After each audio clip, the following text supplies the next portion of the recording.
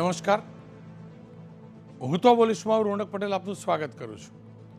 હું તો બોલીશ આજે સતત 1247મો એપિસોડ અને 1247મા એપિસોડના બે મુદ્દા છે.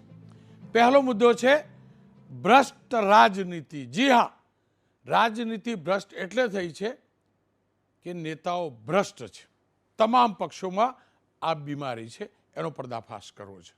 અને બીજો મુદ્દો છે પાણીમાં ડૂબવાની સજા કેમ. જી હા, પ્રશાસનના પાપે મારા ગુજરાતની અનેક ઠેકાણે ગુજરાતમાં નાગરિકો પાણીમાં ડૂબવાની સજા ભોગવી રહ્યા છે. ક્યાં ક્યાં કેવી રીતે 3 કિસ્સા લઈને આવીશ, પણ આ 3 કિસ્સા ઉદાહરણરૂપ એટલા માટે છે કે પ્રશાસન જાગે. અમે કોઈ ગુનો નથી કર્યો, ટેક્સ ભરીએ છીએ એટલે કે દર ચોમાસે તમે અમને ડૂબાડો. ક્યાં ક્યાં ડૂબાડે છે, કેવી રીતે ડૂબે છે, એ બીજો મુદ્દો છે. પરંતુ શરૂઆત કરીએ ભ્રષ્ટ રાજનીતિના મુદ્દાથી.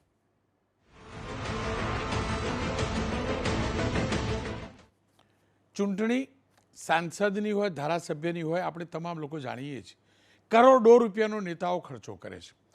ત્યારબાદ કોર્પોરેશન એટલે મહાનગરપાલિકા, નગરપાલિકાની અંદર લાખો રૂપિયાનો ખર્ચો થાય છે. સરપંચની ચૂંટણીમાં પણ લાખો રૂપિયાનો ખર્ચો થાય છે. આપણે તમામ લોકો વિચારીએ છીએ એવું તો કેવું મધ છે આ રાજનીતિમાં કે કોર્પોરેટર બનવા કોઈ 25-50 લાખ રૂપિયા ખર્ચતું હોય, સરપંચ બનવા 20-25 લાખ ખર્ચાતા હોય. અનેક એવા રસ્તા છે જ્યાંથી આ કરેલું ઇન્વેસ્ટમેન્ટ ભ્રષ્ટાચારની રકમ રૂપી રડી લેવામાં આવે છે. અને આ જ બેઝ ઉપર આમ આદમી પાર્ટીનો જન્મ થયેલો. આમ આદમી પાર્ટી અન્ના હજારેના આંદોલન બાદ જન્મ થયો અને મૂળ મુદ્દો પણ એ હતો ભ્રષ્ટાચાર નાબૂદીનો. પરંતુ આમ આદમી પાર્ટીના એક નહીં પણ સુરતના 2 કોર્પોરેટર ઉપર આરોપ લાગ્યો છે ભ્રષ્ટાચાર કરવાનો. ઈમાનદાર પાર્ટી હોવાનું કહેનાર આમ આદમી પાર્ટીના કોર્પોરેટર આપ જોઈ શકો છો. 2 કોર્પોરેટર, એક જીતુભાઈ કાછડિયા જેઓ ફરાર છે અને બીજા વિપુલ સુહાગિયા. આ બંને વિરુદ્ધ એસીબીએ ફરિયાદ નોંધી છે. વિપુલ સુહાગિયાની ધરપકડ થઈ છે, એમને રિમાન્ડ માટે આજે રજૂ કર્યા હતા અદાલતમાં, જો કે રિમાન્ડ નામંજૂર થયા છે. જીતુભાઈ ફરાર છે. આ બંને કોર્પોરેટરો એક પૂણા વોર્ડ નંબર 16 અને બીજા વોર્ડ નંબર 17ના કોર્પોરેટર છે. આરોપ છે કે તે બંને કોન્ટ્રાક્ટર પાસે, પાર્કિંગના કોન્ટ્રાક્ટર પાસે 10 લાખ રૂપિયાની લાંચની માગ કરી હતી. કોર્પોરેશનના સુરતના મગોબ ગામની સીમમાં મલ્ટી લેવલ પે એન્ડ પાર્કિંગની સુવિધા કોર્પોરેશન ઊભી કરી છે. આ અંગે પે એન્ડ પાર્કના કોન્ટ્રાક્ટર કે જે ફરિયાદી બન્યા છે તેમને કોન્ટ્રાક્ટ આપવામાં આવ્યો હતો અને પે એન્ડ પાર્કની બાજુની જગ્યામાં કોર્પોરેશને શાક માર્કેટની જગ્યા ફાળવી હતી. આ બંને કોર્પોરેટરો ઉપર આરોપ છે કે તેમને ત્યાં મુલાકાત લીધી અને ત્યારબાદ એ કોન્ટ્રાક્ટર સાથે બોલાચાલી કરી અને કોન્ટ્રાક્ટ રદ કરવાની તેમજ પોલીસ ફરિયાદ કરવાની ધમકી આપી. ત્યારબાદ કોન્ટ્રાક્ટર પાસે ગેરકાયદેસર દબાણનું માફી પત્રક પણ લખાવ્યું એવો આરોપ છે અને કોર્પોરેટરને ધમકી આપી કે તારો કોન્ટ્રાક્ટ રદ કરવાથી બચવું હોય તો 11 લાખ રૂપિયા આપવા પડશે. આ બંને કોર્પોરેટરોએ કોન્ટ્રાક્ટર સાથે રૂબરૂમાં તથા મોબાઈલ ફોન પર લાંચની માગણી કરી અને તે અંગેની વાત કરી અને રકઝક બાદ આરોપ છે પ્રમાણે 10 લાખ રૂપિયા આપવાનું નક્કી થયું. આ સમગ્ર વાતચીતનું કોન્ટ્રાક્ટરે ઓડિયો રેકોર્ડિંગ કર્યું. આ વાતચીતમાં આરોપીઓ નાણાંને બદલે ડોક્યુમેન્ટ કોડવર્ડ રાખ્યો હતો. કોન્ટ્રાક્ટર પોતે આ લાંચ આપવા માગતા નહોતા, જેથી તેમની વાતચીતના રેકોર્ડિંગની સીડી તેમને એસીબીમાં રજૂ કરી, જેના આધારે એસીબીએ એફઆઈઆર નોંધ્યું છે. સીડીમાં રેકોર્ડ થયેલા સંવાદનું અવલોકન કર્યું છે અને એસીબી માને છે કે આ બંનેએ લાંચ માગી હતી. બંનેનો જે ઓડિયો છે કોર્પોરેટર અને વચોટિયા વચ્ચેનો, એ પણ ચોક્કસથી સામે આવે છે. જો કે હું પ્લે નથી કરતો કારણ કે ડોક્યુમેન્ટ છે એસીબીનું. પણ આ પહેલી વાર નથી. પહેલી વાર એ છે કે આમ આદમી પાર્ટીના કોર્પોરેટર, 2 કોર્પોરેટર, સુરતની અંદર 27 કોર્પોરેટરો આમ આદમી પાર્ટીના જીત્યા હતા. પહેલી વાર ચૂંટણી લડ્યા અને પહેલી વાર આટલી સારી બેઠક મળેલી. કોંગ્રેસને એક પણ બેઠક નહોતી મળી ને, ત્યારે આમ આદમી પાર્ટીને પ્રચંડ જીત મળી હતી અને તમામને આશા હતી સ્વચ્છ વહીવટની. પરંતુ આજે જે થયું છે ચોક્કસથી આમ આદમી પાર્ટીના કાર્યકર્તાઓ માટે પણ એ ઝટકો હશે. પણ સવાલ એ છે કે શું તમામ લોકો આ છે? રાજનીતિની અંદર આવ્યા પછી પ્રમાણિક માણસ પણ ભ્રષ્ટ થઈ જાય છે કે પછી ભ્રષ્ટાચાર કરવા માટે જ રાજનીતિમાં આવવામાં આવે છે? સુરતની વાત કરીએ તો સુરતમાં અગાઉ કોંગ્રેસના 3 અને ભાજપના 4 કોર્પોરેટરો અલગ અલગ રાજકારણમાં ઝડપાઈ ચૂક્યા છે. ક્યાંક કોઈનું દવાખાનું તો ક્યાંક કોઈ બિલ્ડર પાસેથી. આ પ્રકારે બીજેપી કોંગ્રેસના જે તે સમયના કોર્પોરેટરો ઉપર આરોપ લાગી ચૂક્યા છે. આ તમામ ઉપર આરોપ લાગે છે એનો મતલબ કોર્પોરેશનને ખોખલું કરવા માટે રીતસરના પ્રયાસ થાય છે. અને હું ફરીથી કહું છું હમામ મેં સબ શબ્દ પાછળનો નથી વાપરતો. હકીકત એ સ્થિતિ થઈ રહી છે. હું નથી જાણતો કે આરોપમાં સચ્ચાઈ છે શું, પણ એ સચ્ચાઈ જાણવી સમજવી જરૂરી છે. ગોપાલભાઈ ઇટાલિયા આમ આદમી પાર્ટીના નેતા છે. કુમારભાઈ કાનાણી વરાછાના ધારાસભ્ય છે. મનોજભાઈ મિસ્ત્રી વરિષ્ઠ ધારાસભ્ય છે અને રાજનીતિને બહુ નજીકથી જાણે છે અને રાજનેતાઓની કરતૂતને બહુ સારી રીતે જાણે ને સમજે છે. રાજનીતિમાં કોણ કેટલું ઇન્વેસ્ટમેન્ટ કેમ કરે છે અને કેવી રીતે મલાઈ કમાય છે એ પણ જાણે છે. અને સ્વચ્છ પ્રમાણિક છબી ધરાવતા આવેલા લોકો રાજનીતિમાં કેવી રીતે ભ્રષ્ટ થઈ જાય છે એ પણ મનોજભાઈ નજીકથી જાણ્યું પણ છે અને લખેલું પણ છે. મનોજભાઈ આપની પાસે આવું એ પહેલાં બંને પક્ષના નેતાઓ સાથે વાત કરી લઉં. શરૂઆત કરીએ ગોપાલભાઈ ઇટાલિયા અને કુમારભાઈ સાથેની વાતચીતથી. ગોપાલભાઈ નમસ્કાર, આપનું સ્વાગત છે. જુઓ, તમારો પક્ષ એક સાફ સુથરો મતલબ ભ્રષ્ટાચાર વિરોધી આંદોલન, ભ્રષ્ટાચારને દૂર કરવાની મુહિમ સાથે ગુજરાતમાં મૂળિયા નાખી રહ્યો હતો અને તમારા જ 2 કોર્પોરેટર એમની ઉપર ગંભીર આરોપ લાગ્યા છે અને પુરાવા સાથે આરોપ લગાવવામાં આવ્યા છે. એક ફરાર છે, એકની ધરપકડ થઈ છે. કેમ પણ હજી તો રાજકીય કારકિર્દી શરૂ ના થયો ગોપાલભાઈ અને આ પ્રકારના ભ્રષ્ટાચાર? અરે રોનકભાઈ, ભાજપે આ કરેલા ષડયંત્રનો આજે 1 કલાક પહેલા સુરતની અદાલતમાં ભાંડો ફૂટી ગયો. ષડયંત્ર કરીને ભાજપે જે અમારા કોર્પોરેટરો ઉપર કીચડ ઉછાળવાનો જે પ્રયત્ન કર્યો હતો, આજે સુરતની એસીબી પોલીસે વિપુલભાઈ સુવાગ્યાને કોર્ટમાં રજૂ કર્યા. 5 દિવસના રિમાન્ડ માંગ્યા. કોર્ટે 1 પણ દિવસના રિમાન્ડ આપવાની ના પાડી દીધી, બિલકુલ ઘસીને ના પાડી દીધી. અને એટલું નહીં રોનકભાઈ, કોર્ટે અદાલતે એસીબી પોલીસનો ખુલાસો પૂછ્યો છે કે 10 દિવસમાં ખુલાસો રજૂ કરો, આ ખોટી કાર્યવાહી શું કામ કરો છો તમે, એવો ખુલાસો પૂછ્યો છે ઉપરથી. ભાજપે જે ષડયંત્ર કર્યું હતું આમ આદમી પાર્ટી ઉપર કીચડ ઉછાળવાનું, એનો આજે પહેલા જ દિવસે ભાંડો ફૂટી ગયો કોર્ટમાં. પણ કોર્ટે ખુલાસો પૂછ્યો, માગી લીધું, ચલો માની લીધું. અદાલત પૂછે જ ખુલાસો, કેમ ન પૂછે? પણ એ પણ તો હકીકત છે ને, એફઆઈઆર નોંધાઈ છે, એ પણ તો છે કે સીસીટીવીના ફૂટેજ પણ મૂક્યા છે. ખુલાસામાં જે કેવું છે કે છે. પણ હું ઉલટી રીતે પૂછું છું ગોપાલભાઈ, તમારી જોડે તો અપેક્ષા હતી, આમ આદમી પાર્ટી પાસે તો અપેક્ષા હતી કે સાફ સુથરા લોકો લઈને આવે. જો તમારા કેટલાક લોકો ભાજપમાં જોડાઈ ગયા, એ વખત તમે કીધું લોભ લાલચમાં જોડાઈ ગયા, દબાણમાં જોડાઈ ગયા. કેટલાક લોકો આ ભ્રષ્ટાચારમાં જોડાય. તો સુરતની જો બીજે બધેથી મત નહીં મળ્યા ખોબે, સુરતના એ વિસ્તારના નાગરિકોએ તમને 25-27 કોર્પોરેટર આપ્યા. થયું શું રોનકભાઈ? આ આખી જે કહેવાતા ભ્રષ્ટાચારની બાબત છે ને, એમાં એક રસપ્રદ વાત કોઈને ખબર નથી કે વિપુલભાઈ સુવાગ્યા અને જીતુભાઈ ઉપર ફરિયાદ કરનાર વ્યક્તિનું નામ છે હિતેશ સવાણી. આ હિતેશ સવાણીએ સરકારી જમીન ઉપર ગેરકાયદેસરનો કબજો કરી કરોડો રૂપિયાના ઉઘરાણા કર્યા છે, એવી ફરિયાદ સુરત મ્યુનિસિપલ કોર્પોરેશનના એક્ઝિક્યુટિવ એન્જિનિયરે પુણા પોલીસને આપેલી છે 3 મહિના પહેલા. સુરત કોર્પોરેશને ફરિયાદ આપી છે કે કોર્પોરેશનની જગ્યા ઉપર હિતેશે કબજો કરીને ઉઘરાણા કરે છે, છતાંય પુણા પોલીસે 3 મહિનાથી હિતેશ ઉપર એફઆઈઆર નથી કરી. પણ હિતેશે એસીબીમાં જઈને એક ફાલતુ અરજી કરી દીધી, તો એસીબીએ એફઆઈઆર કરી નાખીને એરેસ્ટ કરી લીધા અને રિમાન્ડે માગી લીધા. તો એફઆઈઆર થવું અને એફઆઈઆર ન થવું એ જ જો સત્યતાનો પુરાવો હોય, ન્યાયનો પુરાવો હોય, તો પછી અમે તો ક્યારેય આ જે હિતેશ ઉપર એફઆઈઆર નથી થતી અને અમારા ઉપર થઈ ગઈ, અને અમારા ઉપર ફરિયાદ હિતેશે કરી છે. હિતેશ ઉપર ફરિયાદ સરકારી માણસોએ કરી છે, અધિકારીએ કરી છે કે સરકારી જમીનનો કબજો કરીને રૂપિયા ઉઘરાવે છે. હવે સરકારી જમીનમાં કબજા કરીને રૂપિયા ઉઘરાવા વાળી ટોળકી જે છે, એ ટોળકીના સરદારે ફરિયાદ કરી તો અમને પકડી લીધા. પણ એના વિરુદ્ધ તો સરકારના માણસે ફરિયાદ કરી છે, તો એફઆઈઆર દાખલ નથી થતી. રોનકભાઈ, કેટલો દુઃખનો વિષય છે. ગોપાલભાઈ જોડાયેલા રહેજો, મારી સાથે કુમારભાઈ જોડાયેલા હતા, એમની સાથે મેં વાત કરી છે. એ જોઈ સાંભળી લઈએ.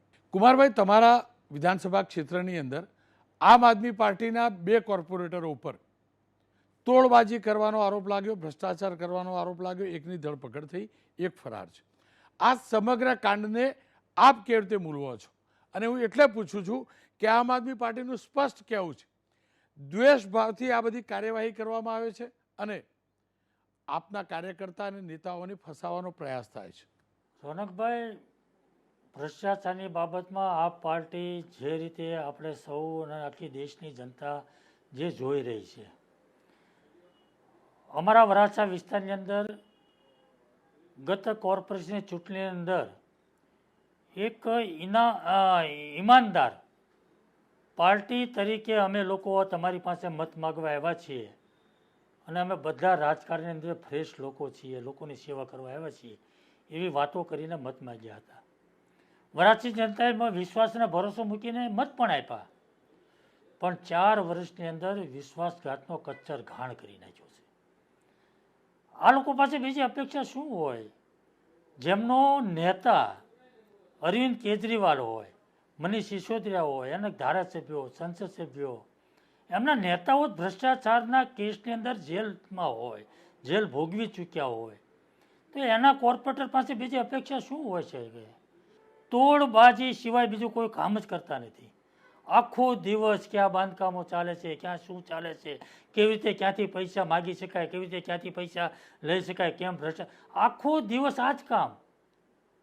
અરે આ તો પાર્કિંગના ભ્રષ્ટાચારની વાત છે, 10-11 લાખની વાત છે. પણ અમારી પાસે જે ફરિયાદો આવે છે રોનકભાઈ, શાકની લારીવાળા ગરીબ માણસો, રોજે રોજનું ખાનારા લોકો, એવા લોકો પાસેથી 50 રૂપિયા પણ છોડતા નથી. એક લારી પાસેથી 50 રૂપિયાનો હપ્તો વસૂલવો, ગરીબ લોકો, એની હાય લાગી રહી છે, એની હાય. આપ આરોપ લગાવો છો કે આમ આદમી પાર્ટીના કોર્પોરેટરો, નેતાઓ તોડબાજી કરે છે, ભ્રષ્ટાચાર કરે છે, પણ તમારા પક્ષના નેતાઓ પણ તો પાક સાફ નથી ને. વાત આટલા પૂરતી નથી. ભ્રષ્ટાચારના આરોપ પરસોત્તમભાઈ સાબરિયા ઉપર લગાવેલા તમારા પક્ષે, અને પરસોત્તમભાઈ હતા કોંગ્રેસના ધારાસભ્ય, એમની ધરપકડ કરી અને પછી શું કર્યું?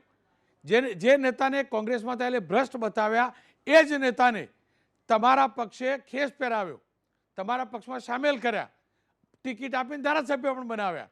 એટલે તમારા ત્યાં વોશિંગ મશીન અને બીજે કોઈ પણ હોય તો એના ત્યાં જે પણ હોય દાગદાર. આ કેવું? તમારો પક્ષ પણ ભ્રષ્ટ નેતાઓને સ્થાન આપે છે ને. અને હું એટલે કહું છું, જરા નથી કહેતો પરસોત્તમભાઈ ભ્રષ્ટ હતા, પણ તમારા પક્ષની સરકારે એમના વિરુદ્ધ આરોપ લગાવેલા, FIR કરેલી, ધરપકડ કરી અને તમારા જ પક્ષે પાછા એમના પક્ષમાં સામેલ કરીને ધારાસભ્ય બનાવ્યા.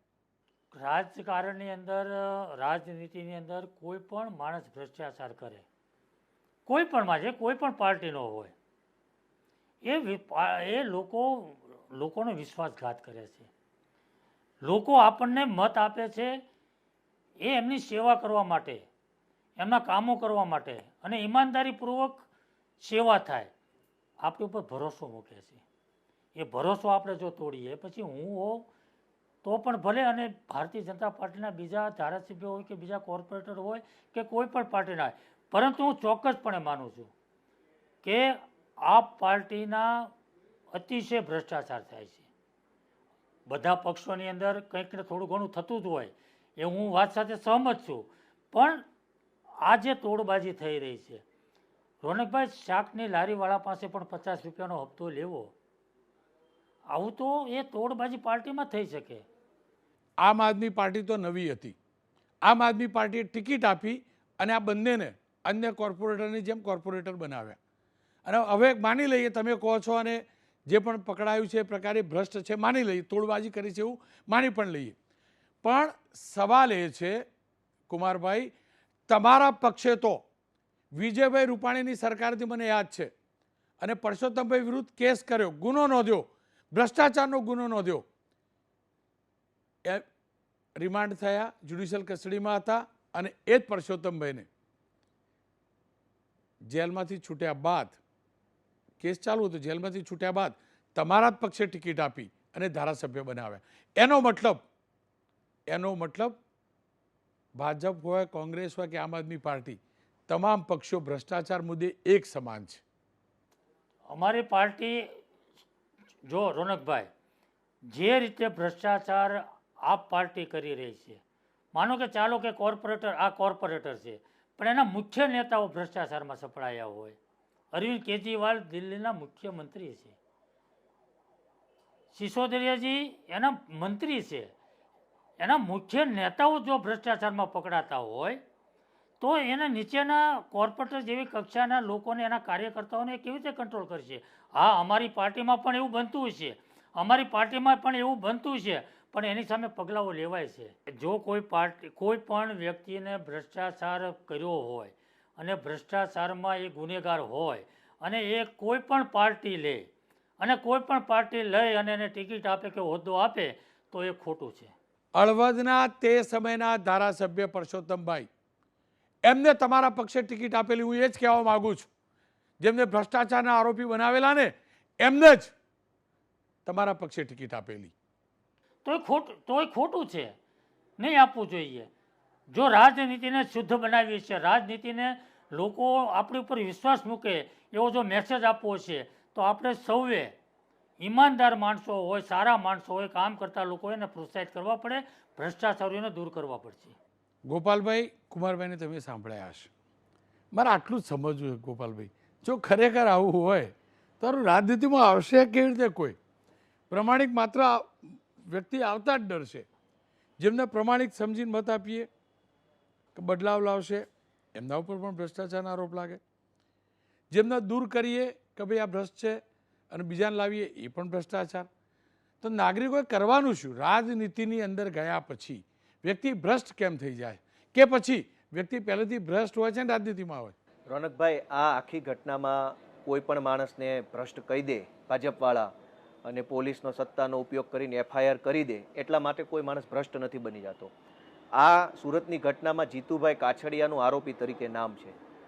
રોનકભાઈ, મારી ચેલેન્જ છે કે કોઈ પણ માણસ સુરતના પૂણા વિસ્તારમાં આવી અને કોઈ આમ નાગરિકને જીતુભાઈ વિશે પૂછે કે જીતુભાઈ કાછડિયા કોણ છે, તો સામાન્ય નાગરિક એમ કહે છે કે દાનવીર ભામાશા માણસ છે.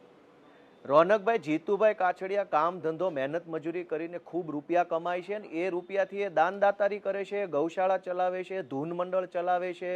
કોરોનાની અંદર રોનકભાઈ, ઓન પેપર હું ઓન કેમેરા કહું છું કે જીતુભાઈએ લાખો રૂપિયાનો ખર્ચો કરીને પોતાના સ્વખર્ચે આઇસોલેશન સેન્ટર ખોલેલું અને 500 કરતાં વધુ દર્દીઓને 3 ટાઈમ જમવાનું, ઓક્સિજનના બાટલા જીતુભાઈએ પોતાના ખર્ચે કરાવડાવેલા અને એ લાંબા સમયથી ધંધામાં ખૂબ સુખી છે ભગવાનની દયાથી.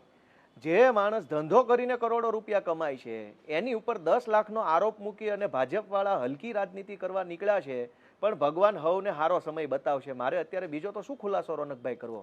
જીતુભાઈ જેવો નખશીક પ્રમાણિક માણસ, ભગવાનનો માણસ, કોઈ એમ ન કહીએ કે 10 રૂપિયા માગ્યા હશે. 10 લાખની વાત છોડો, એ તો મહિને 50,000, લાખ, 2 લાખનો ઘસારો વેઠતો હશે એવો માણસ છે જીતુભાઈ કાછડિયા. લોકો પાછળ ઘસાઈ જાય, ગરીબ માણસને પૈસા આપે, કોઈની ફી ભરી દે છે, કોઈના દવાખાનાને પૈસા આપે, કોઈ બેન દીકરીને અનાજની કીટ આપે. એવું કામ એનું આજકાલથી નથી, વર્ષોથી છે રોનકભાઈ.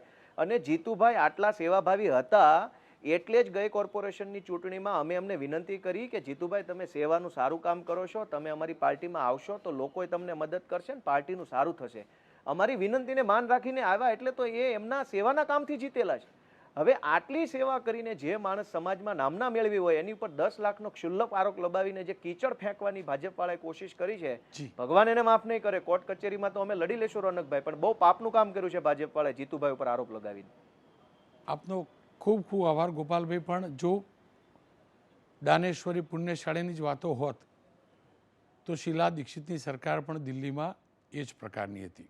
અને તમારા પક્ષના આ જ નેતાઓ જ્યારે ભ્રષ્ટાચાર મુદ્દે લોકો પર આરોપ લગાવતા હતા એ પણ તો પ્રમાણિક હશે. ગોપાલભાઈ, તકલીફ એ છે કે અરીસામાં કોઈએ જોવું નથી, પણ બીજાનો ચહેરો પોતાની આંખે જોવો છે. આપનો ખૂબ ખૂબ આભાર. મનોજભાઈ, આ તો વાત એવી થઈ, પહેલાં ઈંડું કે પછી મુરગી, કે પહેલાં મુરગી ને પછી ઈંડું, એ જ ખબર નથી પડતી. ભ્રષ્ટાચારીઓ રાજનીતિમાં આવે કે રાજનીતિમાં આવીને પછી એ વ્યક્તિઓ ભ્રષ્ટ થઈ જાય? બસ આ જ સમજવું હતું મનોજભાઈ.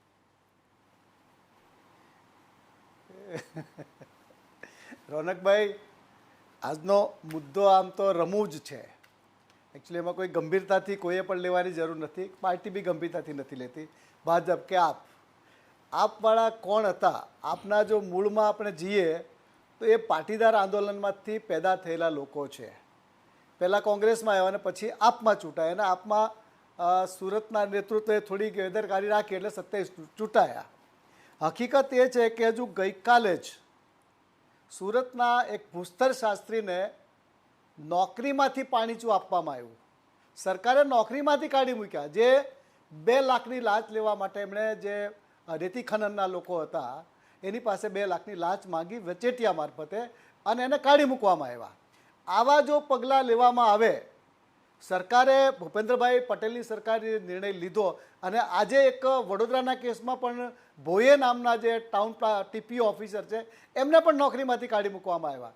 જો આવા પગલાં લેવામાં આવે તો 100% ભ્રષ્ટાચાર અટકાવી શકાય. ભ્રષ્ટાચાર કોઈ દિવસ એકલા હાથે થતો નથી. જ્યારે કોઈને તમે વધારે પડતા મજબૂર કરો ત્યારે જ એનું રિએક્શન આવે છે. માનો કે આપણે 5-10 લાખ 10 લાખની જગ્યાએ 2-5 લાખ માંગ્યા તો કદાચ પહેલાં આપી પણ દીધા હોત.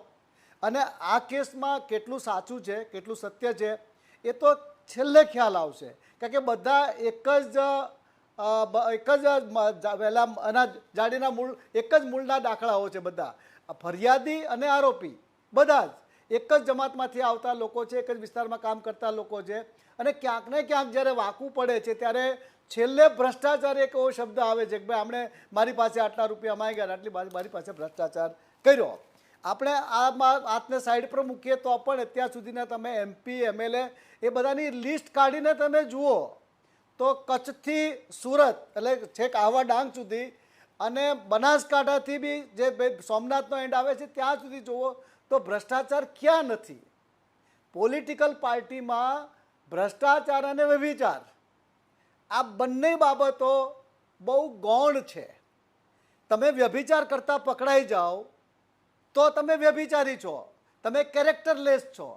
પણ ખાનગી ખૂણે જો કંઈ ચાલતું હોય તો કંઈ એમાં કોઈ વાંધો નથી.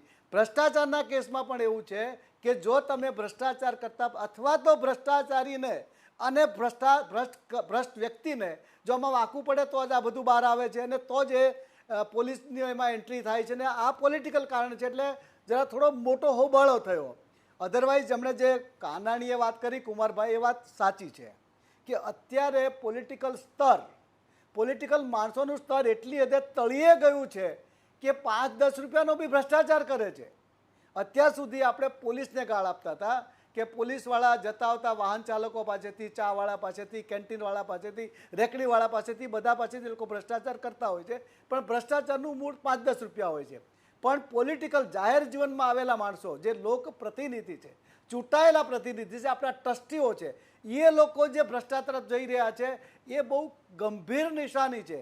અને ગુજરાતમાં ખાનગી ખૂણે ઘણું બધું ચાલે છે. હમણાં રાજકોટના આપણે ઘણા બધા એપિસોડ તમે ચલાવ્યા અને ત્યાં જે સાગઠિયાનું પ્રકરણ બહાર આવ્યું તમે જુઓ, અમાપ છે.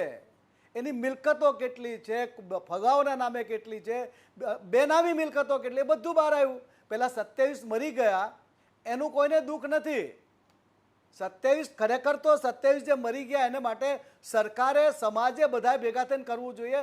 સુરતમાં પેલી 32 છોકરીઓ મરી ગઈ તક્ષશિલા કાંડમાં, તો એ તો બાળકીઓ હતી.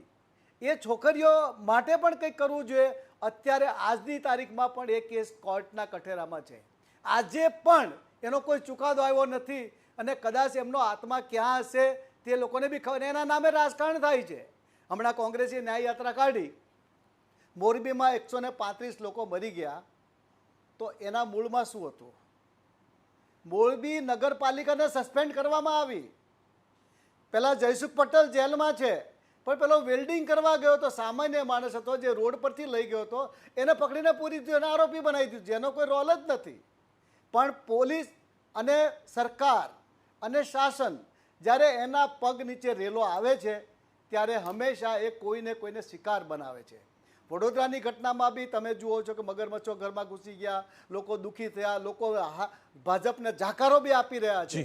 થોડા દિવસ પછી, કારણ કે એની વેદના છે, એને ભાજપ સામે નફરત નથી પણ એની વેદના છે. એટલે ભ્રષ્ટાચારના કેસમાં પણ જ્યાં સુધી સરકાર કે પાર્ટી, પોલિટિકલ પાર્ટીઓ જ્યાં સુધી આકરા પાણીએ એક્શન નહીં લે અને ઠોકીને ટકોરાબંધ લોકોને ટિકિટ આપવામાં નહીં આવે ત્યાં સુધી તમારે ને તમારી પેઢીએ પણ આ જ લોકોને સહન કરવા પડશે. કારણ કે ભ્રષ્ટાચાર એ શિષ્ટાચાર છે.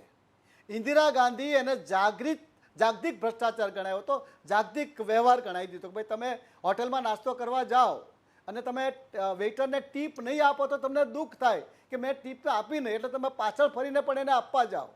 એ એક પ્રકારનો એ સર્વિસ આપે છે અને તમે એને એક નાનો માણસને મદદ કરો છો કે ભાઈ ચાલો કે ભાઈ આપણે એને ટીપ આપીએ. તો આ ભ્રષ્ટાચાર હવે એક ટીપ બની ગઈ છે. સુરત મહાનગરપાલિકામાં પણ અને કલેક્ટર કચેરીમાં તમે જુઓ ઓકને સસ્પેન્ડ કરવા પડ્યા. આ શું છે? એ કલેક્ટરને તમારે સસ્પેન્ડ કરવા પડ્યા. આ જ ઘટના બતાવે છે કે તમારા મૂળિયા હલબલી ગયા છે, તમારું ચારિત્ર ખલાસ થઈ ગયું છે. સરકારનું અને પાર્ટીનું, પોલિટિકલ પાર્ટીનું, એ ભાજપ હોય કે કોંગ્રેસ હોય કે આપ પાર્ટી હોય, આ લોકોનું ચારિત્ર કથળી ગયું છે. કોઠામાં જે કામ કરે છે ને પેલી બાઈ, એના કરતા નીચેનું આને ચારિત્ર કહી શકાય. એ તમને વફાદાર રહે છે, એની પાસે વફાદારી છે. અહીંયા પૈસા લીધા પછી, ભ્રષ્ટાચાર કર્યા પછી પણ વફાદારી નથી. પૈસા સિવાય કોઈ વાત નથી. પૈસા આપો. અને આગળ વધીને પણ હું કહું છું કે અત્યાર સુધીમાં મેં તો ઘણી બધી સરકારો જોઈ, ઘણી બધી મહાનગરપાલિકાઓ જોઈ, પણ પાર્ટી ફંડના નામે જે ઉઘરાણું કરવામાં આવે છે એ અતિ શરમજનક છે. આપણે આ લોકો સાથે સંકળાયેલા છે, આ બધા જ આપણા મિત્રો છે, પણ તમે એક ટેન્ડર પાસ કરાવવા જાઓ, એ જોઈએ તો રોડ ડિવાઈડરનું હોય કે ઇન્ડોર સ્ટેડિયમનું હોય, પણ એના જે નક્કી થયેલા પર્સન્ટેજ જ્યાં સુધી તમને પહોંચે નહીં ત્યાં તમને વર્ક ઓર્ડર મળે. પાર્ટી સમજ્યા, પાર્ટી પછીની જે લોકો છે, જે કોન્ટ્રાક્ટર સાથે સંકળાયેલા લોકો છે, એ બી બેફામ ભ્રષ્ટાચાર કરે છે. એટલે ભ્રષ્ટાચારની આ હિતેશ સવાણીની વાત કરી કે આ પેલા વિપુલની વાત કરીને જીતુભાઈની વાત કરી, આ ત્રણ ચહેરાઓ તો ઠીક છે, તો આ તો એક નિમિત્ત છે આજની ઘટના માટે, આજની બહસ માટે. એસીબીએ કઈ અમદાવાદથી દોડી આવવાની જરૂર નહોતી. લોકલ સુરત એસીબી આ કામ કરી શકી હોત, પણ ભારતીય જનતા પાર્ટી કે અથવા તો કોઈ હિસાબ ચૂકતે કરવા માટે અત્યારે ડિપાર્ટમેન્ટનો, મશીનરીનો જે ઉપયોગ થઈ રહ્યો છે એ પણ શરમજનક છે.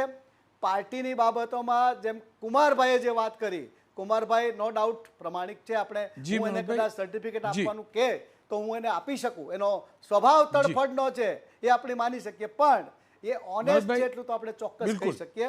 આર્થિક બાબતો ગોપાલભાઈ બી પોલીસમાંથી જ આવે છે, એટલે એને બી નસે નસથી ખબર છે કે ક્યાં ભ્રષ્ટાચાર કઈ રીતે થઈ શકે. આજે એડવોકેટ છે એટલે એડવોકેટિંગ કરશે, પણ ભ્રષ્ટાચારને નેસ્ત નાબૂદ કરવા માટે માત્ર તમારે તમારું કેરેક્ટર સુધારવું પડશે. એ સરકારનું હોય કે પોલિટિકલ પાર્ટીનું હોય, વ્યક્તિનું હોય કે અધિકારીઓનું હોય. આનાથી વિશેષ આના પર બીજી બહસ આપણે શું કરી શકીએ? આખો ઇતિહાસ લખી શકાય. મનોજભાઈ, સમયનો અભાવ છે, પણ અંતમાં એટલું કહીશ, હું તો એટલું શીખેલો મનોજભાઈ, રાજનીતિ એને અલગ બે શબ્દો પાડીએ તો મને એવું હતું કે રાજ કરવાની નીતિ એટલે રાજનીતિ હશે. હવે ધીમે ધીમે સમજાવવા લાગ્યું છે મનોજભાઈ, આ રાજનીતિ માત્ર રાજ કરવા પૂરતી નથી. રાજનીતિ નોટ છાપવા માટેનો ઉદ્યોગ છે, અને ઉદ્યોગપતિ થવા, નોટ છાપવાના ઉદ્યોગપતિ થવા લોકો ઇન્વેસ્ટ કરે છે અને રાજનેતા બને છે. મજૂરી આપણે જ કરવાની. ખેર, હું તો પોલીસમાં લઈશ એક વિરામ, અને વિરામ બાદ વાત કરીશ પાણીમાં ડૂબવાની સજા, પ્રશાસનના પાપે મારા ગુજરાતની જનતા કેવી રીતે પાણીમાં ડૂબવાની સજા ભોગવી રહી છે ને, વિરામ બાદ કરીશ વાત.